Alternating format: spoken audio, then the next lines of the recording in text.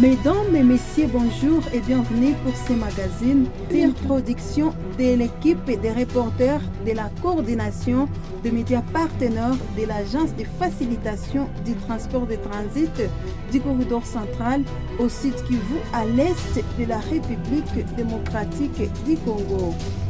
Dans ce numéro, nous allons revenir sur la deuxième réunion qui a réuni les ministres de la République démocratique du Congo, de la République du Burundi et de la République unie de la Tanzanie. Ils se sont entretenus sur le projet de développement de la construction du chemin de fer qui va relier ou connecter les trois pays.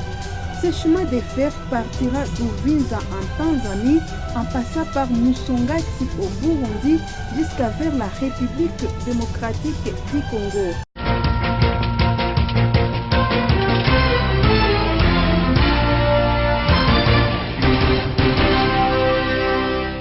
Réunis à Bujumbura le 30 janvier 2020, les ministres des Transports de la République démocratique du Congo, de la République du Burundi et de la République unie de la Tanzanie ont, d'un commun accord, adopté les propositions des experts sur les tracés du chemin de fer à écartement standard.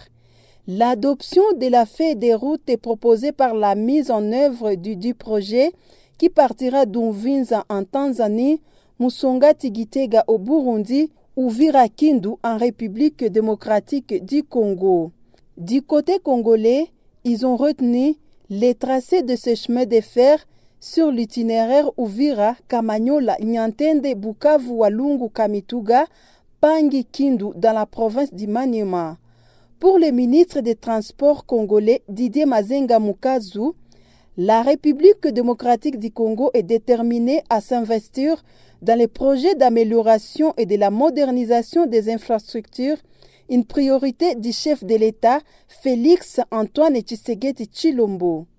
Malgré le fait que la République démocratique du Congo est la deuxième économie du corridor central, avec ce plus ou moins 1500 millions de tonnes de cargos congolais qui transitent par le port de Dar es Salaam, les défis fondamentaux qui s'imposent aujourd'hui à mon pays demeurent le coût des transports dans la partie est, qui est le plus cher de tous les autres pays membres de notre organisation.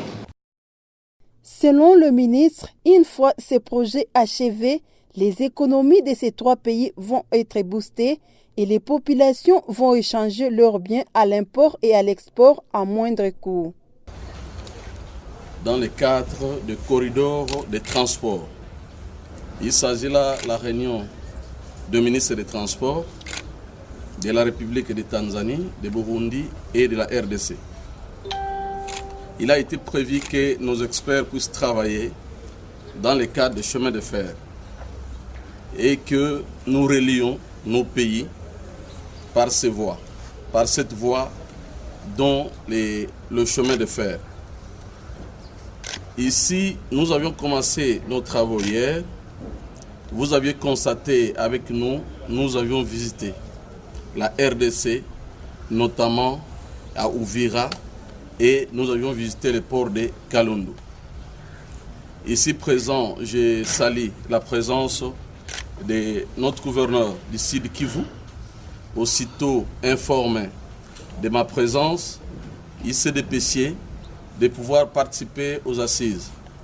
Et il a compris combien il est important la construction des chemins de fer.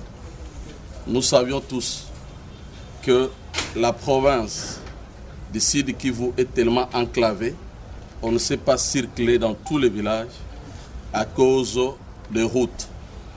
Et nous avions analysé non seulement la construction des chemins de fer d'ici Uvira, mais nous avions décidé ensemble avec mes collègues que ça soit prolongé d'Uvira jusqu'à Kindu et que ça doit passer par Bukavu. Il a été constaté qu'au niveau du Tanzanie, les études de faisabilité ont eu lieu et que Burundi aussi c'est très avancé. Il nous reste, nous, la République démocratique du Congo, de pouvoir financer les études de faisabilité, le gouvernement que je représente ici va intervenir pour financer ces études. Nous remercions le secrétaire exécutif du corridor central qui a organisé ces assises et que, en remerciant aussi au même moment nos experts qui ont travaillé pendant 2 semaines, ils ont commencé à travailler à Uvira pour finaliser les travaux ici à Bujumbura. Nous nous sommes dit, nous sommes là pour l'intérêt, le développement de notre pays, le développement de nos provinces et de nos populations. Il a été dit qu'il n'y a pas deux projets, il y a un seul projet.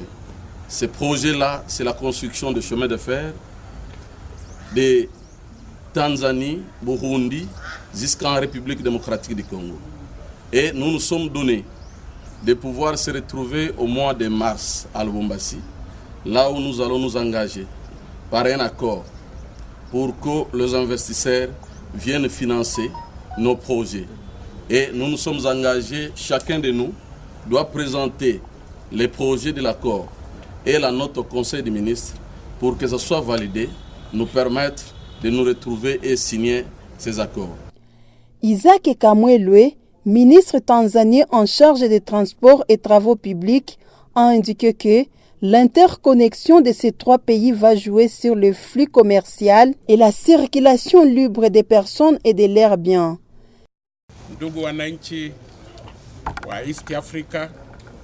Population de l'Afrique de l'Est, aujourd'hui nous nous rencontrons à Bujumbura au Burundi pour réfléchir sur les voies et moyens d'améliorer la vie des populations des pays de la SADC et de l'Afrique de l'Est. Car le grand devoir d'un gouvernement est de chercher comment améliorer la vie socio-économique de ses administrés.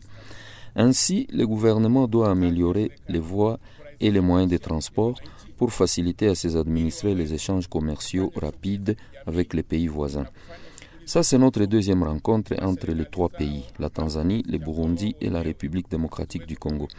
Les 3 pays se mettent d'accord pour le tracé du chemin de fer moderne au standard international qui partira d'Uvinza en Tanzanie vers Musongati au Burundi jusqu'à Uvira Kindu en République démocratique du Congo. Les gouvernements du Burundi et de la République démocratique du Congo conviennent de réunir un fonds et n'importe quand nous pouvons engager un expert qui pourra élaborer le plan du tracé du chemin de fer entre Musongati au Burundi jusqu'à Uvira Kindu en République démocratique du Congo. L'objectif de ces projets est de faciliter le transport des marchandises et des personnes depuis le port de Dar es Salaam en Tanzanie jusque dans les 3 pays à moindre coût. Les moyens de transport les plus faciles et moins coûteux étant les chemins de fer et la voie lacustre. Et quand le transport des marchandises devient facile et moins coûteux, ce sont les prix de ces marchandises qui vont aussi baisser.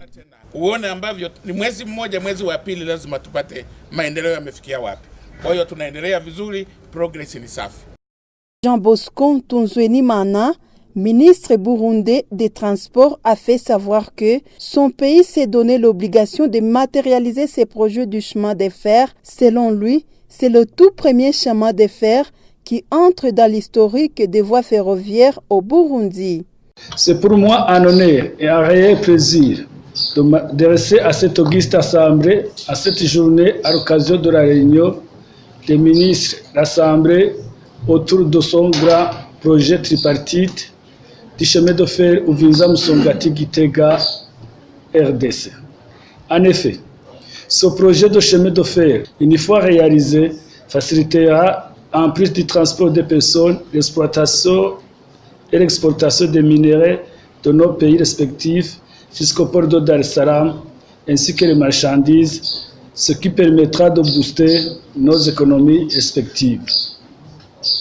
Comme vous le savez déjà certainement, l'invitation à cette séance de travail n'a d'autre but que de créer un cadre approprié pour se rendre compte de l'état d'avancement réel du projet de chemin de fer Uvinza Musongati Gitega, République démocratique du Congo, afin que nous puissions accélérer sa mise en œuvre. Excellences, Messieurs les ministres, distingués invités, la présente réunion fait suite à celle des secrétaires permanents, elle-même organisée après la visite des experts qui étaient sur le terrain dans le but d'analyser les différentes possibilités de connecter la République démocratique du Congo à partir de Gitega. Cette dernière étant au point d'alignement du chemin de fer sur le tronçon Uvinza-Musongati-Gitega.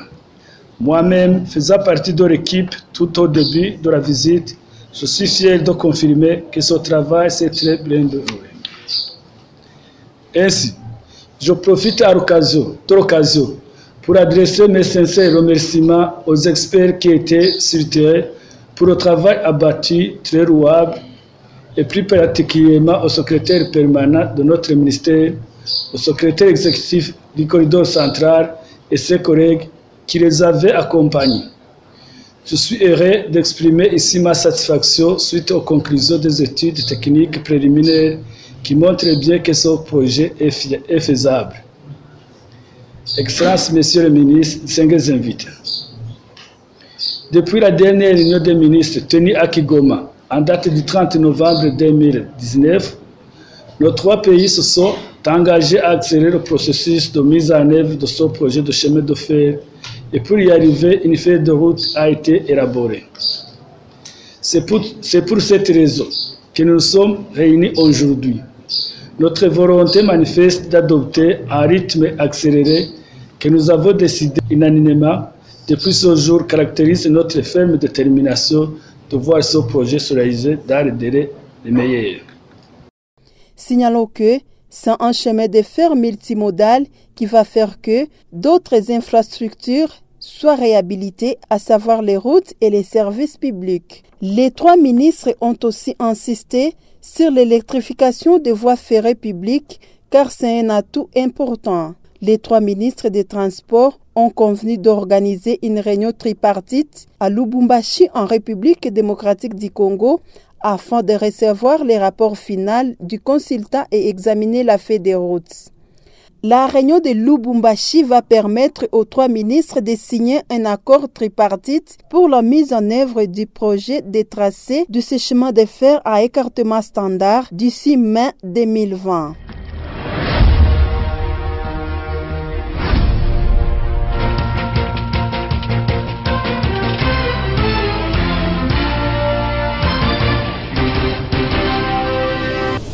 Ce numéro de magazine que vous venez de suivre, mesdames et messieurs, est la production de l'équipe des reporters de la coordination des médias partenaires de l'Agence de facilitation du transport de transit du corridor central au sud Kivu, à l'est de la République démocratique du Congo. L'Agence de facilitation du transport de transit du corridor central est constituée de 5 pays membres, à savoir la République démocratique du Congo, le Burundi, la République unie de la Tanzanie, le Rwanda et l'Ouganda.